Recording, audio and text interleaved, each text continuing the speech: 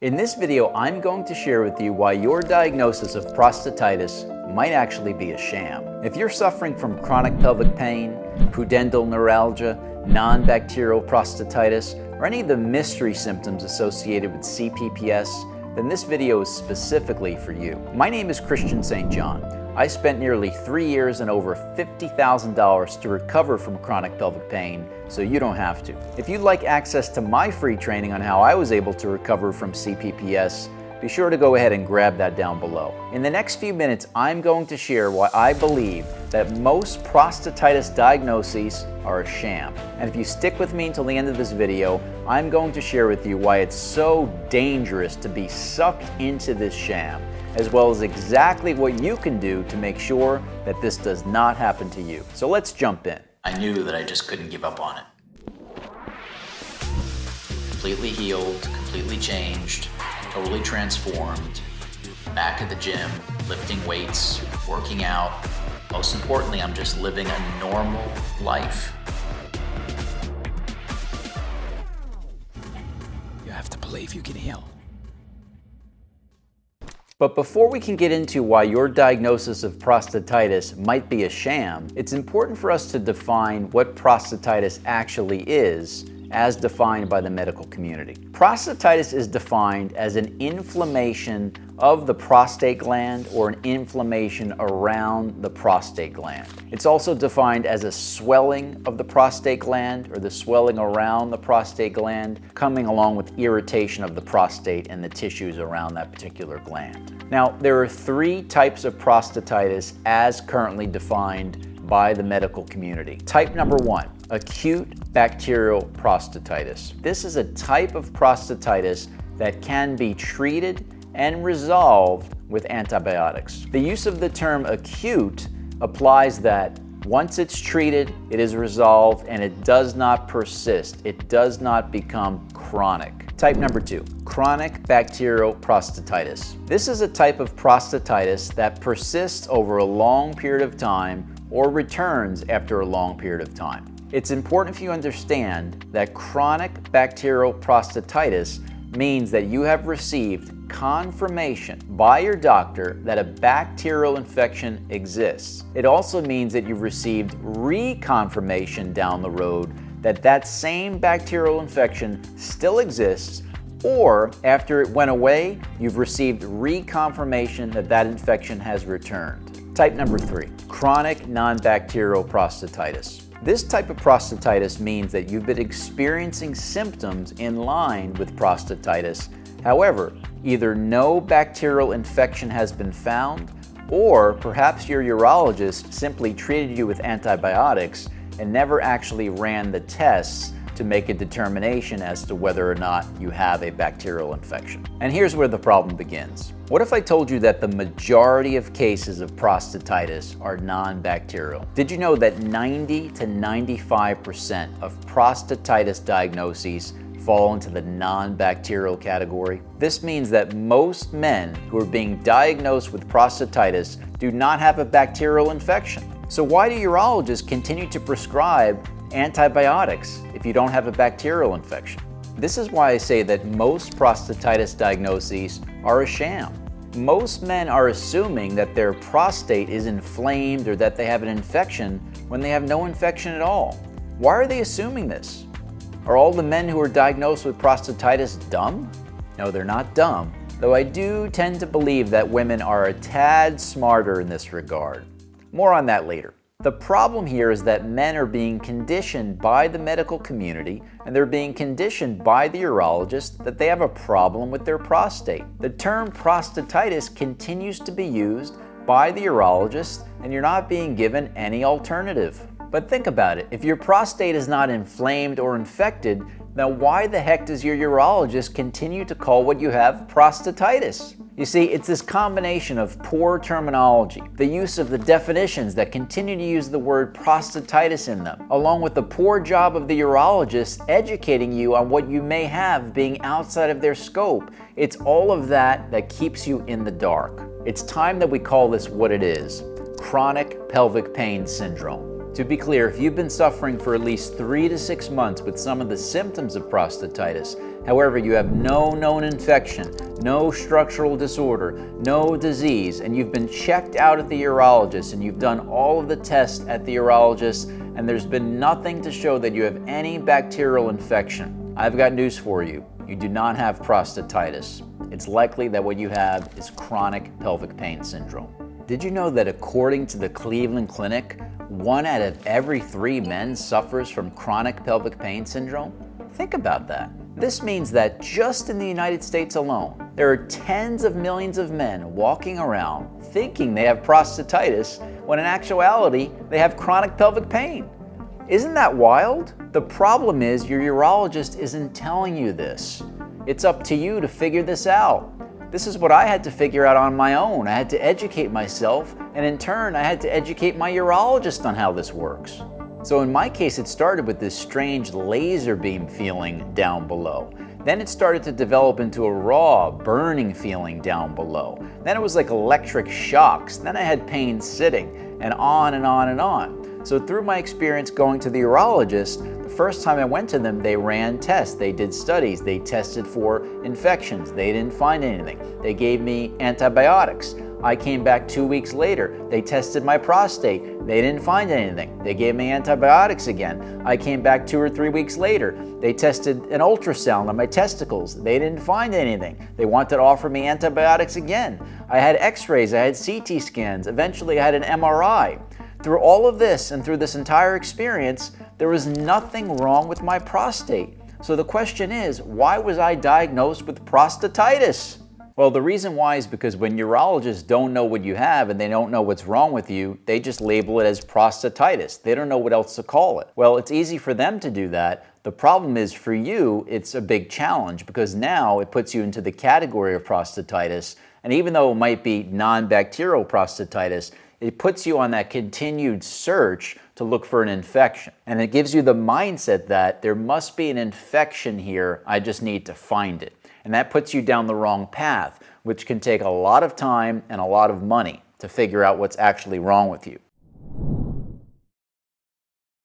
And let's face it, the majority of urologists are simply not trained in chronic pelvic pain syndrome. It's outside of their scope of knowledge, they haven't had training on it, and they're unable to recognize what it is. And with their medical model in the United States and the way it's set up, let's face it, the urologists simply don't have the time to sit there with you and explain to you that you may have chronic pelvic pain syndrome, which is something they cannot even help you with. They need to be able to get patients in the door and get patients out the door as quickly as possible. In fact, one of our clients at Pelvic Heal recently shared an experience with us that illustrates this point to a T. Over 20 years ago, our client was in college and he started to experience chronic pelvic pain. But he didn't realize at the time that it was CPPS. All he knew at the time was that he was getting an uncomfortable feeling in his rectum area. At first it started with like a golf ball type sensation, almost like there was a golf ball stuck in his rectum. Very strange, but that is a common symptom with CPPS. Then eventually that golf ball type feeling started to migrate and it started to feel like a discomfort and a pain. And eventually it started to turn into a burning sensation in and around his rectum. So naturally he was freaked out. No college kid should have to experience this. And he went to the doctor and the doctor referred him to a urologist. Well, the urologist prescribed him with antibiotics and diagnosed him with prostatitis. And the idea at the time, 20 years ago, was that the antibiotics would knock out any infection and he would be good to go. Well, those antibiotics did not work. And he went back to the urologist and they prescribed another round of antibiotics. He took that second round of antibiotics and guess what? Those also didn't work. But he was still labeled with the prostatitis diagnosis. Well, eventually school let out and the summer came. He didn't want to go on a third round of antibiotics, so he decided to discontinue that and focus on trying to heal naturally. And eventually his symptoms subsided and thankfully disappeared. So having been down this road before, he did what any responsible adult would do. He wanted to make sure that he did not have an infection. So he went to his MD again 20 years later, and his MD referred him to a urologist, again 20 years later. And what do you think his urologist did this time, 20 years later? That's right, he diagnosed him with prostatitis, and he prescribed antibiotics to our client. Well, again, those antibiotics did not work. 20 years later, he does not have prostatitis. And after working with this client, we've been able to really uncover a lot of the root causes of his chronic pelvic pain. So what does this tell us? This tells us that in 20 years, not much has changed in the world of urology. This tells us that in 20 years, most urologists are still lacking in education when it comes to chronic pelvic pain syndrome. Most urologists are still diagnosing men with prostatitis, even if they don't have prostatitis. This is a big problem. So listen up, urologists. You need to do better. It's time to stop continuing to prescribe antibiotics to men who do not have an infection. It's time to stop telling men they have prostatitis when you have not done the requisite tests to prove that they have inflamed prostates or an infection. It's time to start educating yourself on chronic pelvic pain syndrome and pelvic floor dysfunction, and it's time to start partnering with specialists that actually understand what's going on, as well as pelvic pain coaches who can better serve your patients when you have nothing left to offer them. And if you're a urologist watching this right now, you might be thinking, how dare you lecture me? Who are you to tell me how to do my job? Well, I'll tell you who I am. I'm someone that was told by my urologist that I was way too young to be in his office and that he probably wouldn't see me for at least another 15 years. I'm someone that was told by my urologist just to take these antibiotics and you won't have to worry about this again. I'm someone that had to continue to live with the anxiety and the fear of having to go back to my urologist's office only to see him dumbfounded on what was going on with me, to continue to prescribe me antibiotics that I knew could ultimately damage my health for the long run. I'm someone who had to spend years educating myself on what was going on, only to go back in and educate my own urologist on the fact that what I had was actually CPPS and had nothing to do with my prostate. I'm someone who had to go on a wild goose chase for years, spending tens of thousands of dollars on failed treatments, procedures, and therapies in search for an infection that my urologist couldn't find. That's who I am. This is why I believe that women are a little bit smarter than men when it comes to ditching the infection chase, or at least they can get there a lot faster and they're more open-minded to the fact that this is actually chronic pelvic pain syndrome. You see, female urologists or gynecologists are more in tune with pelvic floor disorder and they're more in tune with nervous system dysregulation than a traditional male urologist is going to be. So what happens in turn is that these female doctors are able to disseminate this information down to their patients that they might not be able to help through traditional means like antibiotics. So now these female patients are receiving other information that's indicating to them that it could be something else other than an infection. So in turn, what they're able to do is explore these other modalities, and they're able to realize that it may not actually be an infection, it might actually be pelvic floor disorder or chronic pelvic pain syndrome. On the other hand, men are much more likely to just continue to chase infections because it's a lot easier to blame it on an infection that you can't find versus being open to the possibility that it could be CPPS. But in their defense, in the defense of men, they're also not being provided with the education through the urologist. So it really is the urologist's fault. Well, now that I've gotten that off of my chest, let's talk about the dangers of being sucked into the prostatitis sham, as well as what you can do to make sure that you don't get stuck in this trap. You have to understand that if you get stuck in this trap, you're potentially wasting years being fixated on your prostate when in fact this is not your issue. Countless men waste time looking at PSA levels, looking at prostate massages, searching for supplements, and searching for all treatments all over the world for their prostate when this actually is not their problem. And throughout this whole time, men are missing out on the root cause, which is muscle tension, stress, anxiety, or a dysregulated nervous system. After all, it's a lot easier to blame it on the prostate or blame it on an infection than it is to actually do the work to regulate a dysregulated nervous system. So understand, if it's been made clear that you do not have an infection, what you have is CPPS, not prostatitis. You see, continuing to stress out over infections or continuing to stress out over diseases of the prostate that do not exist does nothing but put you into a fight, flight, or freeze state. That tends to increase anxiety and increase fear, which does nothing but increase your pain. You see, once your nervous system becomes dysregulated, this tends to amplify your pain. This is why CPPS tends to linger for years and sometimes longer. The key is to shift the focus away from the prostate and towards the pelvic floor and your dysregulated nervous system. That is your path to recovery. So here's the harsh truth. If your symptoms include muscle tension, urinary urgency without an infection, urinary pain without an infection, pain with sex without an infection, rectal pain without an infection, genital pain without an infection, you have CPPS and it's time to deal with it. So now that we've covered some of the problems with the prostatitis diagnosis, let's get into some of the solutions. Here are 5 steps that you can take right now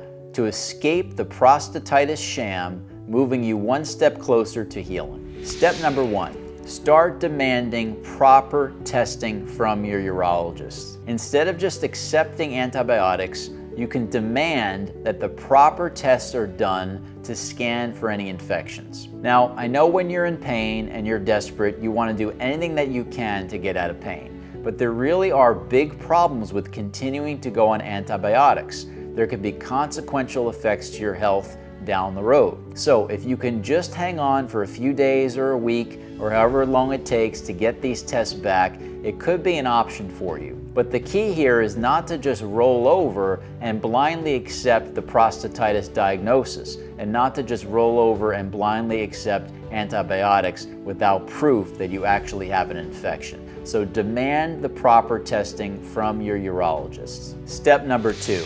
Stop thinking about your prostate. If you've been to the urologist and you've had many tests and there's no sign of infection or disease, it's time to move on from the infection hunt.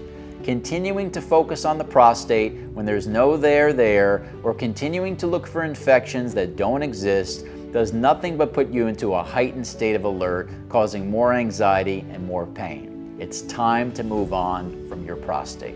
Step number 3, stop focusing on some random organ that probably has nothing to do with your pain and start focusing on your brain and your nervous system, which actually controls your entire functioning. Start putting your own method together to calm and regulate your nervous system.